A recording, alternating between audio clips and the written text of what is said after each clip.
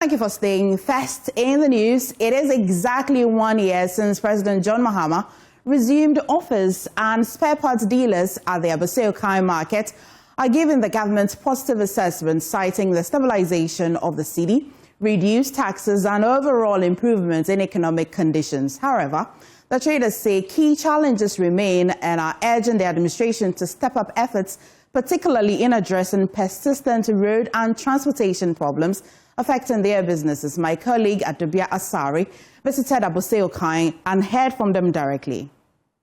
Fantastic.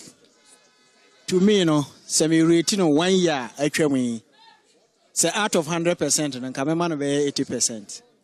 What boy you papa no kreni. You try any here chia.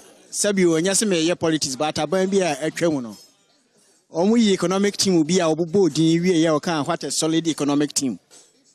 Ni omo be ya me as a businessman na ene no ni ayewura atoforcing ko atumi abaye amadol na gina ma me am ye business kokwa so e kra ne ma de ba ne de me say yewura Mahamas wo to aso say ya de a ene sabi aburu sabi anyado kame akasa kra me demonstration say onko tete. Okay. So initial comments. I'm taking initial comments from all of them, and then Ojas here says he's given the president an 80% rating because he believes the economy is now improved. Right? He says in the previous governments there was a whole economic team, and he didn't see much as a businessman. But with what Kasiel Atoforsen Honorable is doing currently, making him see the business move smoothly, and so he's giving the Mahama administration 80%. Wafa, tell us your rating. Oh, John, dear, a man who couldn't mean. Joe Boyduma. John or Boyduma. Sagana for the kind of crap, John Boyduma. John or Boyduma. Many percentage says an Ojas. Oh, Nana. Now, make my cousin John say, on go so. On your no. Now, a month for that Cafan who be ano, Maninti, on your no Jumano. Yanko Possibility. Uncle Kofi here says the Mahama-led administration is performing exceptionally well. Yeah, Omoba Memoni, who the echo, Dolana, Ejina Amaye, and to me the Mecca say, why are dear, oh, now the Abacope and the Monse, Etima say, Dolan Ejina market and so us road down. But I made the money to talk for my Monse, government workers in Iguana who pay in Mantem. I say, when change is good. I'm happy about the city's stability. Now the on Toma Mini, I'm a trim home. It may say, I want to know man as a man to do. I want to government workers Nika entem. No want to meet Tadian Somalia. Go scale the Pahua or Ginny. Han General or how Kakrabia. I want this government to see a Kakra. Or more they say, wait me a year or how the flu. It's a Kenny ho, and I say. He says a man percentage, dear, made the man 99%. Why are dear? So far, no say Senate or Shay and Bono. Out of 120. Ministers ne a ohye bose obekati ampa watumi akati ehun se or the 60 na ebu na mamwe nti ho ne chese waye ose ade yo no ne o kan ye no wadi so pepepe do nipa de untimi nye 100% aka enema kakra 1 or 2 to say. Now, critical questions are being raised about the direction of the country. Are Ghanaians better off, worse off, or largely unchanged? JoyNews research has been tracking key performance indicators, policy outcomes, and the progress made on major promises outlined at the start of this administration. And joining me in studio with a data-driven assessment of the government's first year in office is Caleb Blame from the JoyNews research team. Caleb, I won't tell them what you were doing before to your Sakura, but let us know what's happening with the administration. Yes, so on the economic front, most of the macroeconomic indicators are looking really good. And the first one we'll start with is the exchange rate, sorry. Okay. Because most of the time people charge the government based on the exchange rate and solely on the exchange rate. Mm-hmm. And before the Mahama administration came in, $1 was trading for 14 cedis, 70 pesos. And that was a little bit lower than where it peaked at with the economic crisis in 2022. It reached a high of sometimes 16 and it came down to about 15 and stayed there for a long time before dropping to 14 cedis, 70 pesos. Mm. So when the year started for Mahama, it was 14 cedis, 70 pesos. But then currently, we are 10 cedis, 60 pesos. And in fact, the year ended 10 cedis, 40 pesos. So at the end of December 2025, from January to December, the cedi traded 10 cedis, 40 pesos, but then currently it's depreciating a bit, but then it's still, an improvement from 14 cedi, 70 pesos, currently at 10 cedi, 60 pesos. It's stayed at 10 cedi, 60 pesos for how long? So it stayed at 10 cedis for about 2 months. Then it went up to 11 cedis somewhere in November, and then it stayed at 11 cedis for some time. In December, it came down a bit, and then we ended 2025 at 10 cedis, 40 pesos. Okay. And now we are doing 10 cedis, 60 pesos, so about 20 pesos increments since the end of last year. Okay. And then the exchange rate does a lot for the economy. So if you look at judging how people see the economy, so if you ask businesses and consumers whether they feel, whether they have confidence in the economy and the direction in which the economy is heading, the data tells us that, yes, there's indeed some confidence in the system. So last year, before Mahama came in, the consumer confidence index was 90%. Now we are doing 115. Same for business, 96. Now we're doing 106. So in basic terms, this means that consumers and businesses have more confidence in the economy, and they have more confidence in the direction the economy is heading. And if you look at the trend over about 5 years, this is about the highest since 2022. So for about 3-4 years, this is the highest we have seen in terms of confidence in the economy by the businesses and consumers. And also, cited the source as BOG. The Bank of Ghana, yeah. Okay. They track this all the time. And this also expected, because once you come up from an election, people voted for a change in government because they had confidence that the change in government was going to bring a different outcome. So it's also normal to see high confidence after every election cycle, and that comes down a bit. Okay. But then this is from the BOG. According to the BOG, this is about the highest we've seen since about 2 or 3 years now. Okay. So this is another good news for the economy. And still on the exchange rate goes through almost everything in the economy. Right. So if you look at the depreciation, in 2024, the cedi depreciated by about 19.2%. This year, and this was the first time since 1994 at least, that the cedi had appreciated against the dollar. So last year, we depreciated by 19%. This year, we've appreciated by 40.6%. Okay. And this is the first time since 1994, at least, that the cedi has actually gained against all major trading currencies. And we did the analysis till the redenomination of the currency. That was somewhere in 2008. But then if you go back a bit to 1994, this is the first time that the cedi began the year and ended stronger against most of the other trading currencies. From the euro to the pound and to the dollar. Okay. So 40% appreciation of the currency. And then once your currency appreciates, it's on the back of various factors, but one of it is your foreign reserves. So before the start of the year, we had 4.1 months of import cover. Now we are doing 4.8 months of import cover. So a marginal increment. But then if you look at it in foreign currency terms, last year we had about $8.9 billion in our reserves. We ended the year at 13 billion in our reserves. So that's increased almost dramatically. But then if you look at it from the other side also, the government is also bringing back the dollars into the economy, which is why the BOG can now intermediate in the economy and keep the cedi stable. So it's two fronts. Either you're adding excessively to your foreign reserves, you're providing that reserve to the market for the market to play with and also cool things down a bit. So the BOG is playing two fronts, trying to maintain the currency of your cedi and also stock up foreign reserves, excess reserves in the foreign reserves. Right. That will be the final one. Maybe quickly, the inflation of this morning. Yes, exactly. And so this is the lowest since at least 2022 thereabout, the lowest inflation rate we have seen in a very long time. Okay. We started the year at 23%, we are now doing 5.4%. All right, so on the economy front, there are lots of positive some good gains. Caleb, thank you so much. Well, Professor Patrick Esuming is an economist and joins us via phone. Prof, good afternoon, actually, and a happy new year. So the economy was a major part of John Mahama's successful campaign. What's your assessment of the economic performance after a year? Good afternoon, and good afternoon to viewers. Thanks for having me.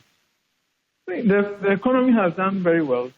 The president has done very well when it comes to the economy. You note that ended last not in a very good place. We, as out, we had deviated from some of the fiscal consolidation path that we've been on under the IMF program. And confidence heading to the election was very low. A lot of the indicators, as you might have heard, were not in the right direction. But I think the president started off very well when, with the nature of the appointment he made, and also the economic policy that was communicated in the budget. You know, it the first budget, the president made sure that he delivered a lot of the tax relief that it had promised, and that helped sustain the momentum. And then also bringing a budget that restored the fiscal consolidation in a short period of time.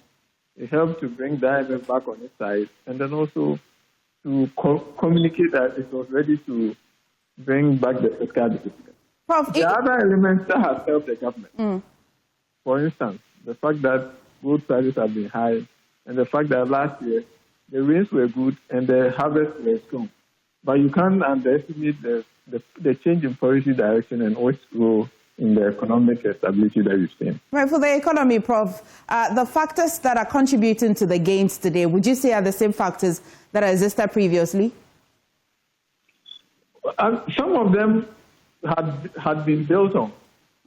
So if you think, for instance, the debt restructuring that we started in the previous administration is part of what has contributed to a reduction in our debt service obligations. But you have to understand that changing the nature of the consolidation from revenue-based, with a lot of new taxes, to expenditure-based, restraining government expenditure, this is something that many people have called for in the previous regime. That was needed. When the president and this government made that change, it also helped keep the public on their side. Right. Prof, finally, tell me, what should the government concern themselves with or about in terms of sustaining the gains? I think the first thing is to recognize that we are still a long way off where we should be. We shouldn't think that we've brought the economy to a level where we should be comfortable yet. A lot of the stability we've seen has been anchored on positive prices for our primary commodity items, especially gold. Of course, some policy elements have happened, but we now need to make the important structural changes to ensure that the economy is transformed, that the economy gets more productive, and over-dependence on foreign goods and foreign financing, we remove it. I think that is an area that we have to focus on. Okay. The current CD appreciation that we have is not going to be sustained if all we do is export gold in raw form. We have to now begin to restructure the economy in such a way that our export base is diversified and we are less dependent on import. Then we will be in a better position to keep the currency stable. Professor Min, thank you so much for joining us on the news. Now, some 33 years ago today, Ghana's 1992 constitution came into force, ushering in an era of uninterrupted constitutional rule and democratic governance. Over the years, however, growing calls have emerged to amend aspects of the constitution to reflect evolving national realities. We'll examine those calls shortly. But first, here is how the 1992 constitution came into being. 1992 constitution was adopted to bring an end to years of military rule and restore democratic governance. Between 1981 and 1992, the country was governed by the Provisional National Defense Council, PNDC, following the December 31 coup. During this period, the nation had no constitution in force, political parties were banned, and democratic institutions were suspended, raising concerns about accountability, human rights, and the rule of law. As public dissatisfaction grew, pressure mounted from civil society organizations, religious and professional bodies, and the international community for a return to constitutional rule. These demands set the stage for a transition to democracy. In response, the PNDC initiated reforms in the early 1990s, including the establishment of a committee of experts in 1991 to draft a new constitution. The draft was reviewed and approved by a consultative assembly in March 1992 before being submitted to a nationwide referendum on the 28th of April that year, where it received popular endorsement. The constitution was subsequently promulgated on the 18th of May 1992 and came into full effect on the 7th of January 1993, marking the birth of Ghana's Fourth Republic and the restoration of democratic constitutional governance. And that's a wrap of how the 1992 Constitution came to be. However, a few weeks ago, the Constitution Review Committee presented its report to President John Mahama. Upon receiving the report, the President announced plans to establish an implementation committee early this year, indicating that some members of the Review Committee would be invited to serve on to ensure continuity and institutional memory. As the country awaits that next step, we take stock of the 1992 Constitution, 33 years on, and assess how well it has served Ghana's democratic journey. And joining us via Zoom for this conversation is the Member of Parliament for Mensha South, Nana Agyei Bafo Ewa. I thank you for joining us. 33 years on, how would you assess the strengths and weaknesses of the 1992 Constitution as of today? Thanks for having me. It is no longer an experiment. When we started, we used to call it our democratic experiment. After more than 5 transitions, we cannot say that it is an experiment anymore. After more than 5 transitions, it is definitely the longest serving constitution we've had. Most of the constitutions we've had in the past never survived beyond 10 years. And I stand to be corrected if my maths is good. And so it is no longer an experiment. There's a constitution which was initially said to have been made for President Rawlings. It has survived President Rawlings. Subsequently, President Kufuor took charge of it. It survived President Kufuor. Subsequently, President Atta Mills, may God bless his soul, took charge of it. It has survived President Mills. And then came President Mahama, following which Nana Addo Dankwa Akufo-Addo also came. And they survived Nana Addo Dankwa Akufo-Addo. And President Mahama has also come back.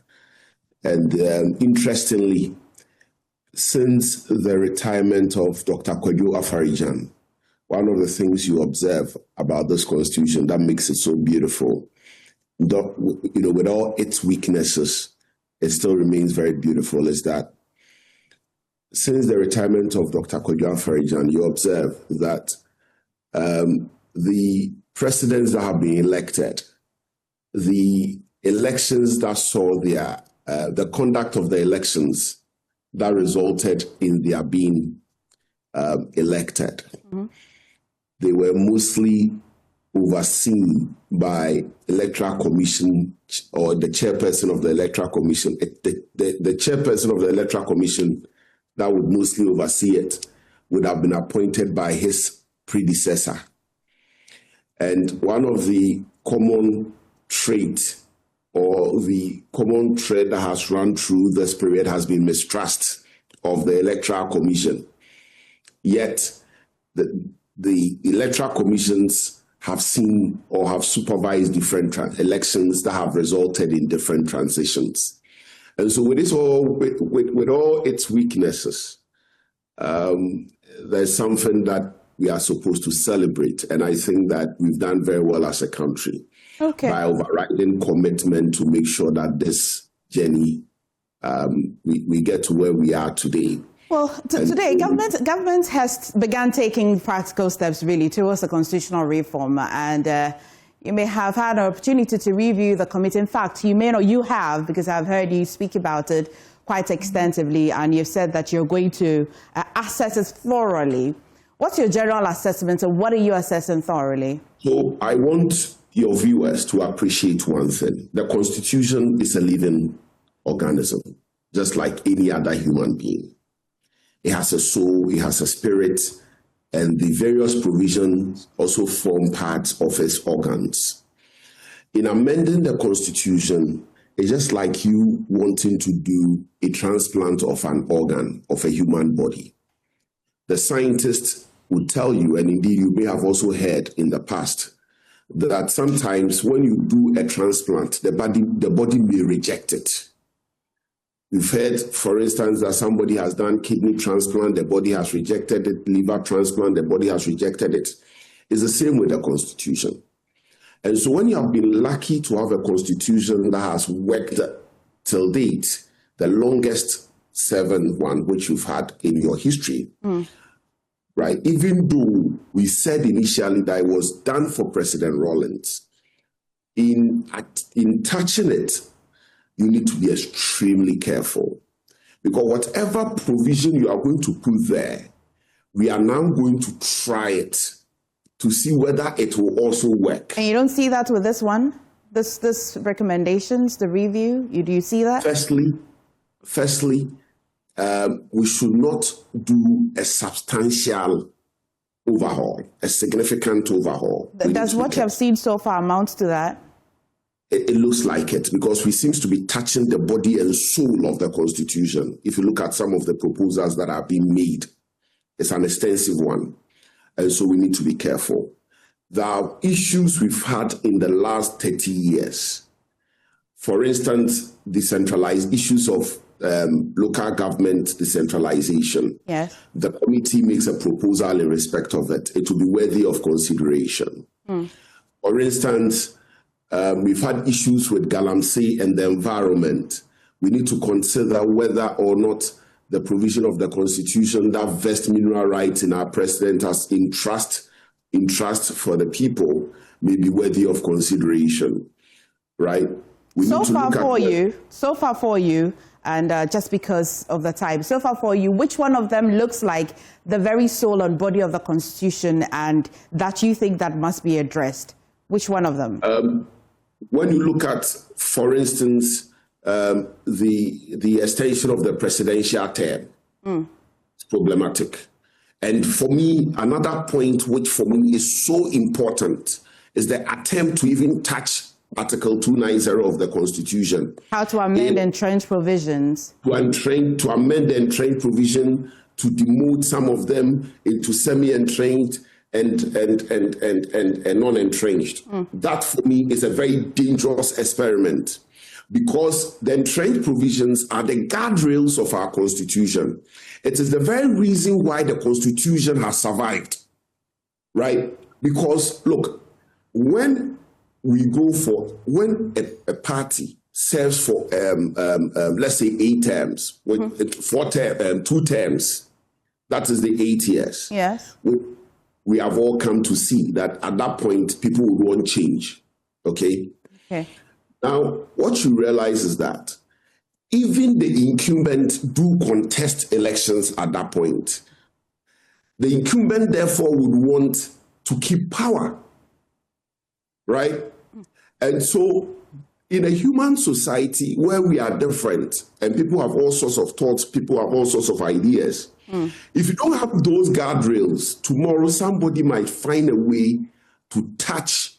You have promised the Ghanaian people on our platform severally that you will interrogate all of these recommendations. And so I see that you have started, but we look forward to that as well when you do.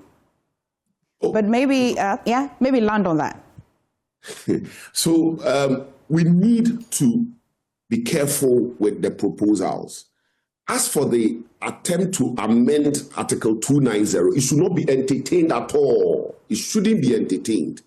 Okay. Now, when we have the opportunity, we'll touch on others. I mean, I've had the opportunity not just on your platform to speak on other provisions, which some members of the committee have, by their action or by their words, admitted to some ambiguity. So once ambiguities are even being admitted, then it means that there's even a problem with the report. But is that not expected, which is why the Supreme Court would be available for interpretation? Do you assume and expect that this review would be thorough without zero ambiguity? That would then make the amendment even unnecessary, because the Constitution is a living document. And being a living document is supposed to go through Supreme Court interpretation and amendment and legislations by Parliament. You agree that some living organisms grow and they die. And so if they also recognize that there's some provisions in there that, though you say a living organism, they introduce a new organism, then it allows the Supreme Court to interpret. Would you agree? We don't have to confuse matters. Okay. We have to make this, we are looking at proposals, right? At this stage, you look at it and do it well. Right. Because if you are proposing to change something that has worked or it is working, right? Albeit there is a problem, then your proposal should be able to cure the problem without confusion. Thank you. That's a good point to land on. You don't take what is working and introduce confusion. Okay. That's all I'm saying. Well, thank you so much for joining us on the news. Away from that, President John Mahama has called on Ghanaians to embrace unity, integrity, and service above self as he marked 1 year in office, emphasizing that the government's progress is measured not only in statistics, but in restored hope and trust. Here is a wrap of the president's 1 year in office. John Mahama's extraordinary political journey saw him govern between 2012 and January 2017, suffer a heavy defeat in 2016, narrowly lose again in 2020, and then stage one of the most emphatic political comebacks in Ghana's history, winning the 2024 election by a margin of about 1.7 million votes. Presidential oath. I, John Dramani Mahama, do in the name of the Almighty God swear. Do in the name of the Almighty God swear. That I will bear true faith. That I will bear true faith. And allegiance. And allegiance. To the Republic of Ghana. To the Republic of Ghana. As by law established. As by law established. That I will uphold. And that I will uphold. The sovereignty. The sovereignty. And integrity. And integrity. Of Ghana. Of Ghana. And that I will preserve. And that I will preserve. Protect. Protect. And defend. And defend. The Constitution. The Constitution. Of the Republic of Ghana. Of the Republic of Ghana. So help me God. So help me God. Since returning to the presidency, the country has witnessed a series of major political, economic, and social development under President Mahama's reset agenda. On governance, the president has formed a lean administration, capping the number of ministers at 60. He also inaugurated an 8-member Constitution Review Committee to review the 1992 Constitution. The committee has since submitted its report. One of the most controversial decisions so far has been the removal of Chief Justice Gertrude Araba Isaba Tokuno, a move that has triggered strong reaction from some civil society organizations and opposition parties. Economically, the government has scrapped several so-called nuisance taxes, including the e-levy, COVID-19 levy, and the betting tax. It has also established the Ghana Gold Board and stepped up efforts to curb gold smuggling, while pointing to improvements in inflation, public debt level, and the stability of the cedi. In its first year, the administration has rolled out initiatives such as the targeted free tertiary education support, the 1 million coders program, Ejumura, and increased funding for the National Health Insurance Scheme. Illegal mining, or galamsey, however, remains a major concern, with civil society actors criticizing the government's response to the menace. As the Mahama administration settles into office, Ghanaians continue to assess how these early decisions are impacting their daily lives.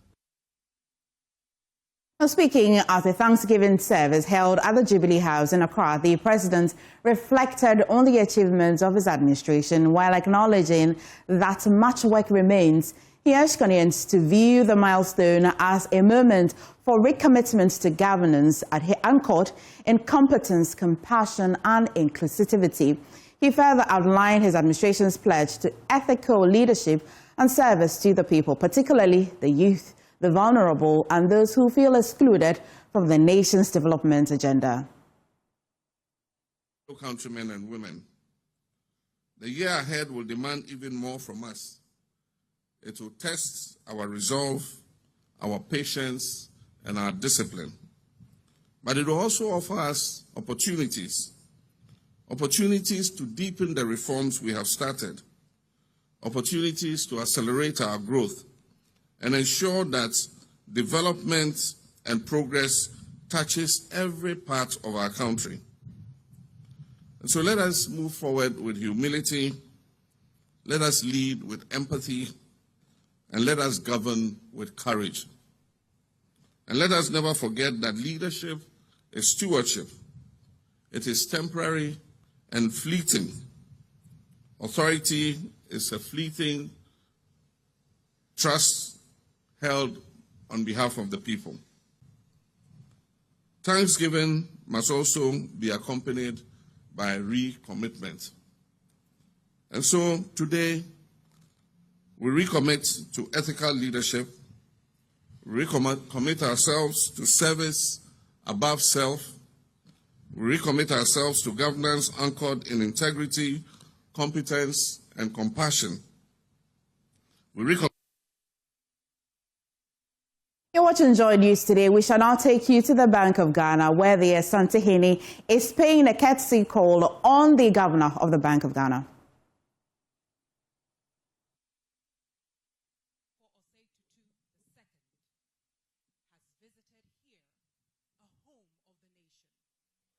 Bank of Ghana, otherwise known here at the Bank Square. If I may kindly ask you to give this opportunity a round of applause. And in that gratitude, may the God who takes care of our skies and our ancestors who flood our foundation, the earth, grant their blessing over this meeting. Amen.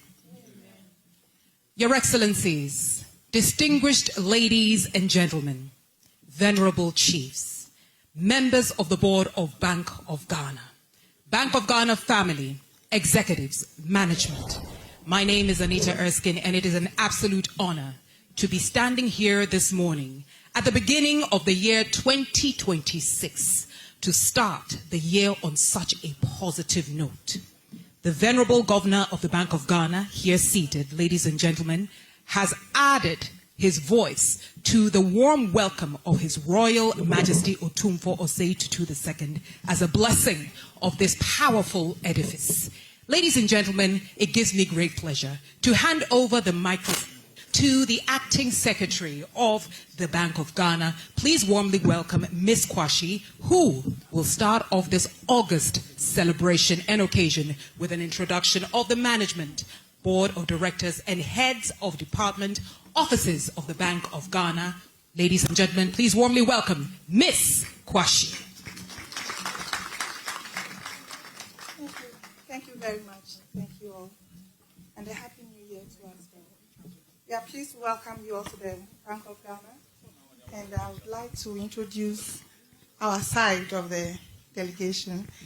Leading the institution that you have come to is the Governor of the Bank of Ghana, Dr. Johnson Pandit Isiama, who is seated there. We have the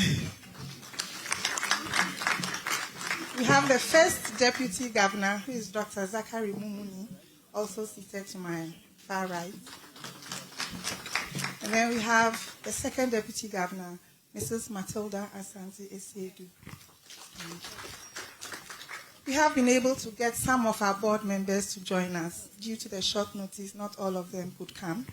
So I would like to introduce Madam Evelyn Kwetia, who is a seasoned banker and a financial expert, a member of the board. We have Dr. Fritz Augustine Gokel, who is an economist and a financial expert as well. We have Dr. Stephen Senyo Sapati, also a financial expert and a member of the board. We have Madam Emma Bully, who is a lawyer by profession and a corporate governance expert, also a member of the board. We have our invited guest from the GIPS, the CEO of GIPS, Madam Clara Arthur, to help us. To my left, we have a number of myself, I'm called Amy Kwashi. I'm the secretary to the bank. And to my left, we have a number of heads of departments and offices. And with your permission, I'll kindly go through very briefly.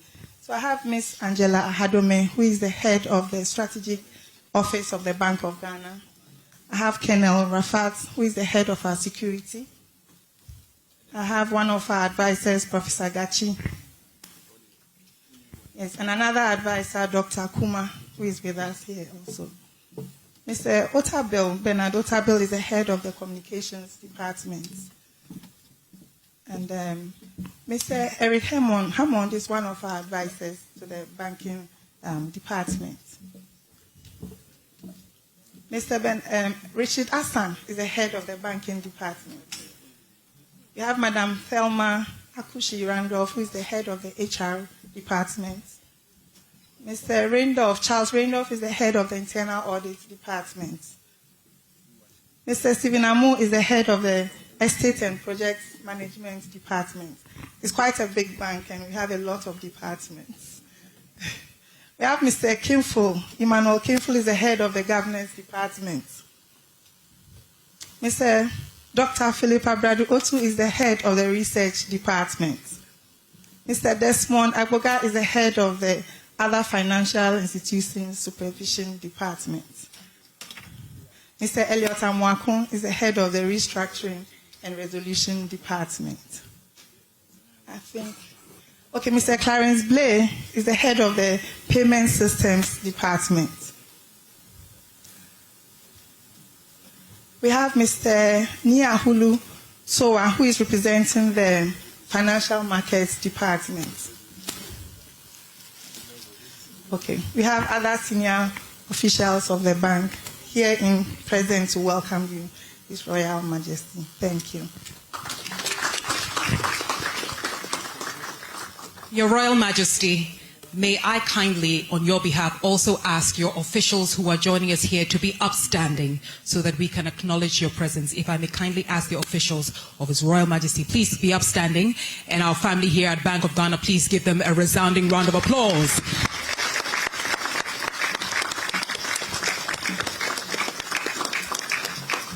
You may be seated. Ladies and gentlemen, this is an edifice, a home. This is a powerhouse, as some may describe it. But for every movement, there has to be a leader. At the high table, we have two outstanding leaders. One is a father, a grandfather, a leader par excellence. The other, I would like to call a brother because he's younger. Also quite an outstanding leader. So ladies and gentlemen, in front of you, we have the Venerable Governor of the Bank of Ghana, Dr. Johnson Pandit Esiama. Please give him a round of applause. And at this point, as we celebrate him, I would also like to hand over the floor to you, Dr. Esiama, to give us the official welcome remarks. Thank you very much. Your Majesty, Otumfo Saito II, Santini, Nanayima and Nananom, honored elders and members of your delegation, distinguished members of our board, management and staff of the Bank of Ghana, ladies and gentlemen. It is a great honor on behalf of the board of the bank and also on behalf of management and staff of the Bank of Ghana to warmly welcome Your Majesty to the Central Bank. Otumfo, Ghana has long benefited from your brand of leadership. You're quiet, steady, and deeply anchored in wisdom. In moments of national tension, you have reminded us, Nana, that authority is not exercised through noise or fuss, but through balance, through restraint, and moral clarity. That instinct, Nana, for stability has made your voice relevant, not only in matters of chieftaincy and social cohesion, but also in the broader national conversation about development, discipline, and progress. Nana, I recall very clearly the last time the board and management, including myself and the other two governors of the Bank of Ghana, we paid homage to Your Majesty at Menchia. On that occasion, Nana, you asked us a question. That question was so simple and profound. Nana, you observed that the cedi was appreciating at the time against the US dollar. And Nana, you asked whether that appreciation was sustainable. Nana, it was a legitimate question for us, one that went beyond the exchange rate itself to the deeper issue of credibility. It was a question that many Ghanaians were asking quietly at the time in their homes, in their shops, and in their offices. And we heard it all. They asked us, is this improvement real? Will it last? Nana, I am pleased to say that since then, since our visit to you, the underlying foundations of the economy have strengthened in important ways. Permit me to say just a few. Inflation, which is the first one, it stood at 23.8% in December 2024. Inflation has fallen sharply since then. By October this year, it got to as low as 8%, and by November, it got to 6.3%. This morning, we woke up to the news that for December, that is the end of last year, inflation got down to 5.4%.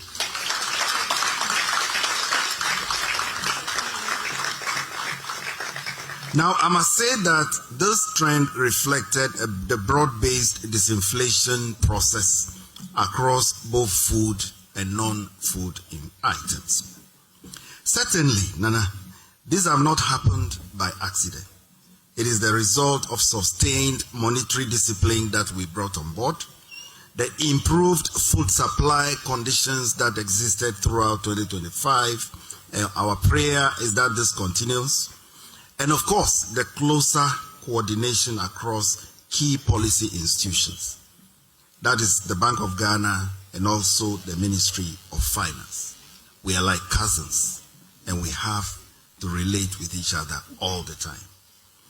Nana, as inflation pressures eased and expectations began to re-anchor, the Bank of Ghana was able to recalibrate its policy stance carefully. The monetary policy rate was reduced in steps since we came in from 27% to 18% as at our last meeting in November last year, striking a balance between preserving hard-won disinflation gains and supporting a recovery in credit and economic activity. Nana, market rates have followed this trend, easing financial conditions while maintaining prudence. And Nana, I have said on many occasions that my prayer and my wish is that by the end of my tenure, my 4-year tenure, that lending rates will not be more than 10% in this country.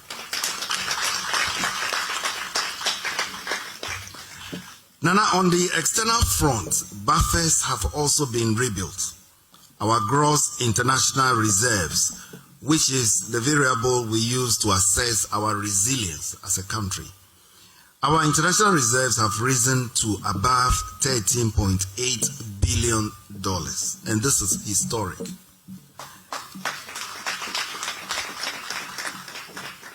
Nana, I joined the bank since 1995, and I've never seen such figures since then. So this is historic. And in terms of imports cover, we normally use the imports cover to also express the international reserves level. We are looking at close to 6 months of imports cover. It's never happened in the history of the bank. Our trade performance has improved, and confidence in macroeconomic management has strengthened. And against this backdrop, Your Majesty, the question that you asked us in Mensha about the CD deserves a clear answer.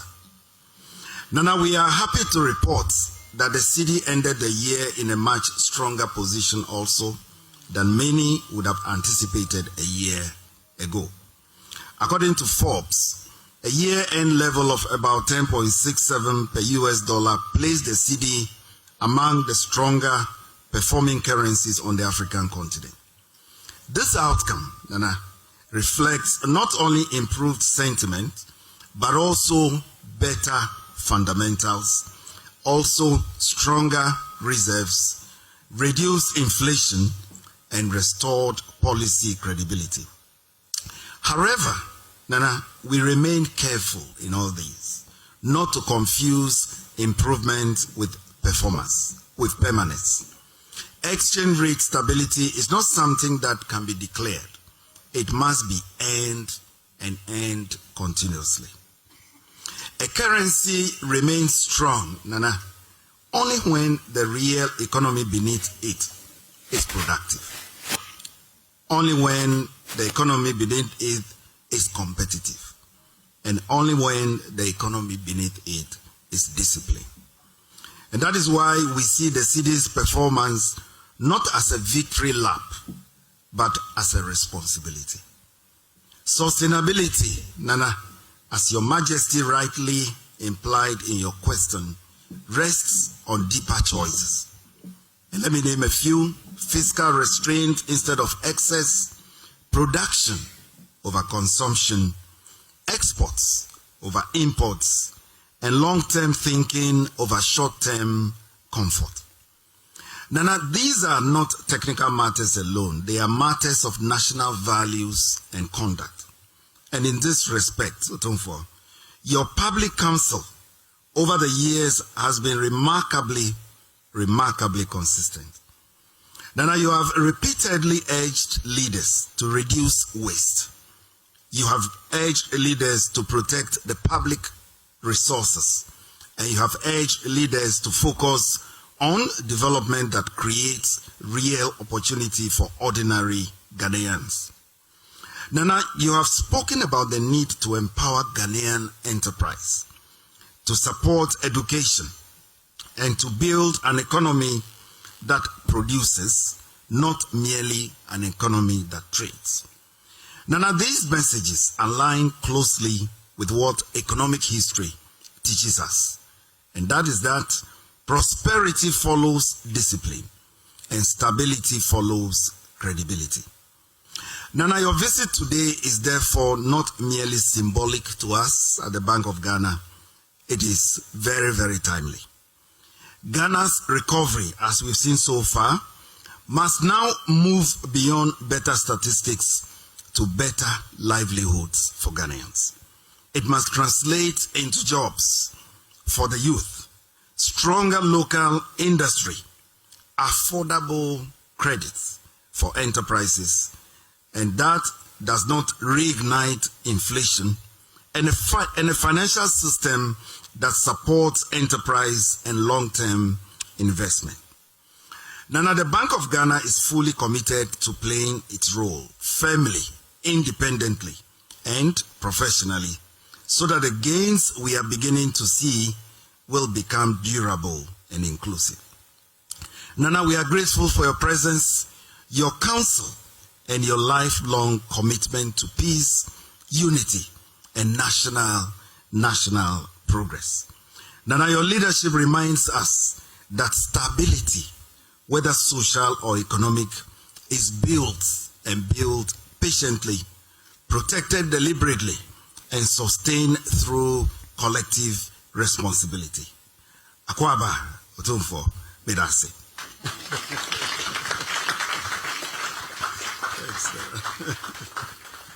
Ladies and gentlemen, an outstanding few words, welcome remarks by Dr. Johnson Pandit Isiama, Governor of the Bank of Ghana. Thank you very much, sir. Your Royal Majesty, you may have enjoyed your tour of this building. It is beautiful, it is strong, it is what we like to call Africa's prosperity. But I dare say that what actually makes my dear brothers and sisters here at the Bank of Ghana flourish and thrive every day is the Bank of Ghana choir and their voices. And so, ladies and gentlemen, this is hardly ever done. Few organizations have their own choirs. Thank you so much, Bank of Ghana, for lending us the voices of the melodious voices of Exchequer. Ladies and gentlemen, Your Royal Majesty, please enjoy.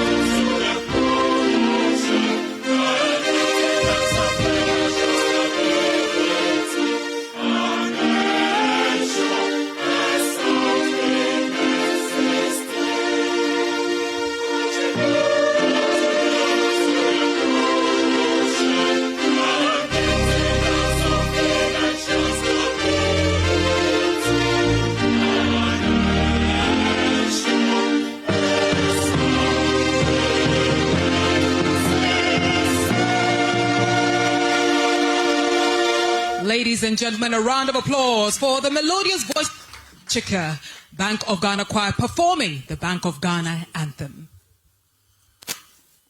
And now it gives me great pleasure to hand over the floor to our super guest of honor. His Royal Majesty Otumfuo Osei Tutu II will now share his words. Ladies and gentlemen, please be upstanding and acknowledge his presence.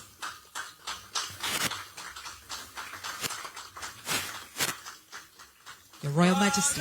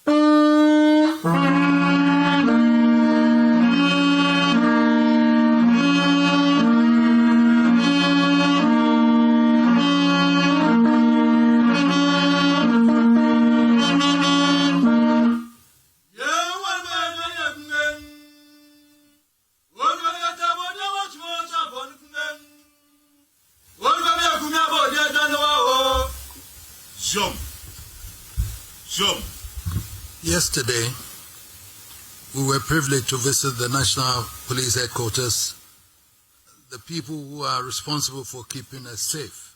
Sure. Today, it is our honor to be in the citadel of the great institution whose mandate ultimately determines whether we have shelter over our heads, food on the table, and are able to provide for the education of our children and healthcare for our families. Sure. That, in short, summarizes the remit of the Bank of Ghana. And we are grateful to our respected governor, my son here, who, when he became the second deputy governor, I held his hands, and he's now the governor here sitting in this chair. Sure.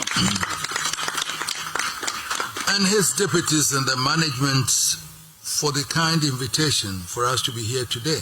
Sure. Hardly do I come to Accra, so I've been spoken to about Bank of Ghana building, but then I've not even entered or seen the edifice till today.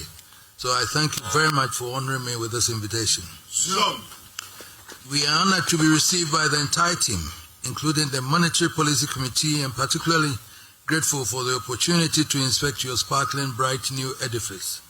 As my daughter, Mrs. King, said, that it is such an edifice that you can't miss. And I realized that from the open air when I was walking there, I think when you walk in here, your brains will be there like that to work properly for me. Sure. Sure.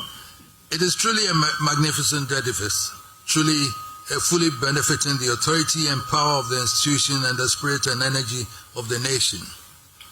It is without doubt a monument to our generation which will endure through time, and I mince no words in applauding the bank for the courageous commitment to deliver.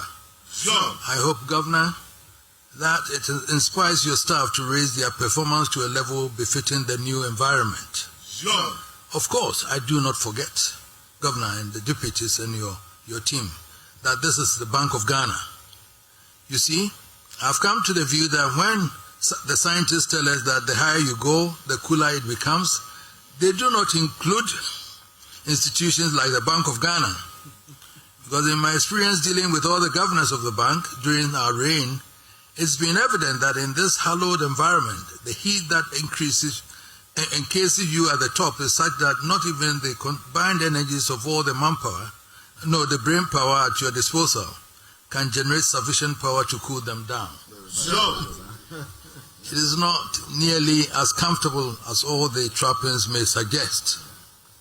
And yet, it is a job that must be done, and done well. Sure. And we are always enthralled by the incredible dedication we see here.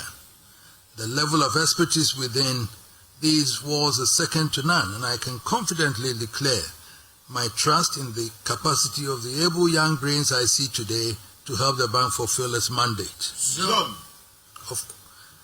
Of course, we have always been there to help them, to help bring temperature down when the heat threatens to overpower everyone. Sure. We have been on hand to help open doors, but at home, both at home and abroad. So we have come to our beautiful home to see and thank the brainpower managing our beloved city, to encourage you to continue in your dedicated service and to reassure you that whenever you feel the need for a shoulder to cry on, the doors are open. Sure. In accordance with our tradition, the language the traditional ruler speaks must be perfectly understandable to the ordinary trotro passenger. So when we speak of the mandate of the bank and the work you do, we do so without any pretentious jargons and simple layman's language, so that anyone from the ordinary person to the invested on can understand. Sure.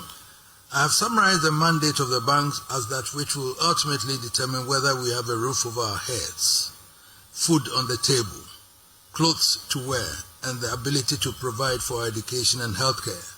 Sure. That is no exaggeration.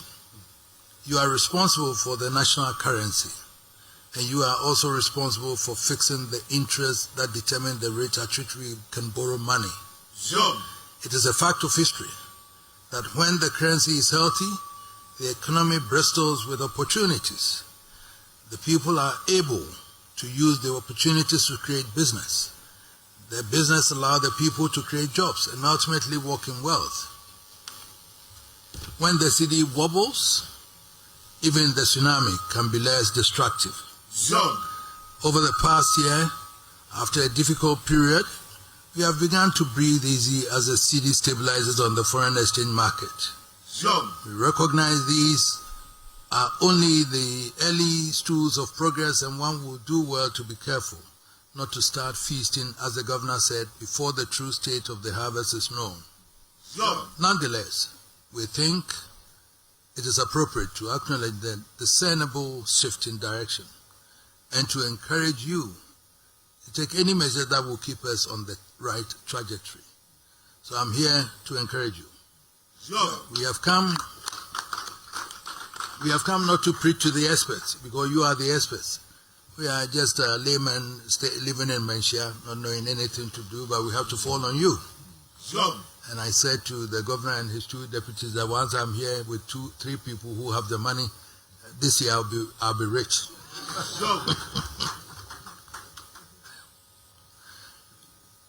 We have come not to preach to the experts, but to listen, and I thank the governor for the arrangements for a private session where we can exchange views on issues that must necessarily be heard behind closed doors. I hope the unavoidable attention being paid to the cedi does not mean we are relegating the second mandate of the bank, which has to do with interest rates, to the back burner. I noticed that interest rates too have begun coming down, but from past experience, we are going to find ways of accelerating the pace. Let me be as blunt as I can. No amount of investment by government on its own can scratch the surface of what we need to give ourselves a sound economy. Nor can we expect in this era of international discord to rely on foreign investments of any significance. This moment calls for a massive push to stimulate domestic private investment in industry. That cannot happen with interest at their current cutthroat rate and level. The challenge I leave with your creative brains is to fashion how you move the economy from the crippling high interest regime to the level where it becomes a stimulant of business and wealth creation. The second issue I wish to touch on is the bank of the public in the public sphere. This is a unique institution with a mandate that ultimately affects every citizen of the land. Ideally, this citadel should be a fortress, insulated from the strings and arrows of political warfare. Whatever it is, we should think twice before we do anything which has the capacity to cast a stain on the integrity of the bank. I will appeal to the nation, to both sides of the political divide, to give the governor, my son, and his team a chance. Give them the respect and the space to perform their professional duties. Support them along the right path and offer counsel as necessary for the good of the bank. This is our bank we have entrusted to them. It is our lives we have placed in their hands. If they fail, we risk collapse. If they succeed, we walk in wealth and glory. Thank you, my son, Governor. And thank you, the deputies and the management board. Thank you also for the MPC and the executive. Thank you, management and staff. May we be showered with the blessings of peace, prosperity, wealth, and happiness to the glory of God and Mother Ghana. Thank you very much.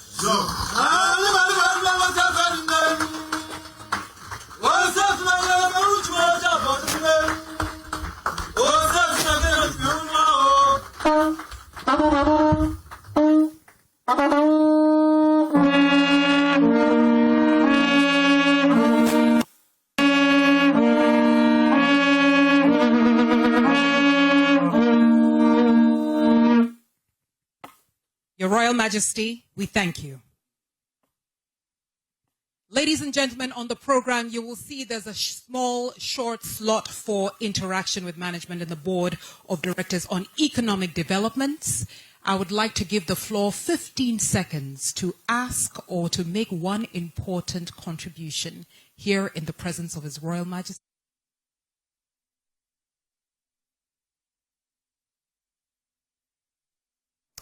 And that's how we wrap the bulletin for today. On the news, I am MFA Akosiaditi. For more news, do log on to myjoyonline.com. And Darrell is here with what's happening on the market, please.